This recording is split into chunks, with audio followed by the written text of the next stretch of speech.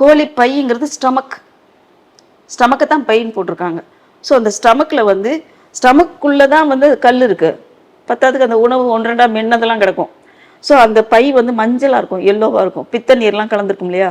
So அந்த பையை வந்து லேசாக உரிச்சிடணும். உரித்து நல்லா கழுவிடணும். கழுவிட்டு கடாயில் போட்டு படசட்டில் போட்டு நல்லா வறுக்கணும். வறுத்துட்டு அதில் சீனாக்கள் கண்டு ஜீரகம் ரெண்டையும் சேர்த்து ஒன்றா அரைச்சி நெய் விட்டு வதக்கி அதை அப்படியே உருண்டைகளாக செஞ்சு சாப்பிடும்போது அந்த கோழி ஸ்டமக் இருக்குது பார்த்தீங்களா. ஸோ நமக்கு எது சாப்பிட்டாலும் கக்குசு போயிடறாங்க சில பேர். எது சாப்பிட்டாலும் கேஸ் வந்துடுது. எதை சாப்பிட்டாலும் பாத்ரூம் போகிற நினப்பிலே இருக்காங்க.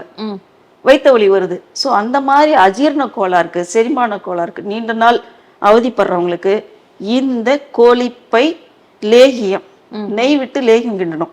ஸோ அந்த லேகியத்தை தொடர்ச்சியாக சுண்டக்காய் அளவு சாப்பிட சாப்பிட அஜீரண கோளாறு, வாயு தொல்லை, அடிவேறு பெருக்கம், கர்ப்பப்பை கோளாறு, இந்த மாதிரி பசி இல்லாமல் கிடப்பாங்க. அது எல்லாம் செயற்படும் சொல்லியிருக்காங்க சித்தர்கள்.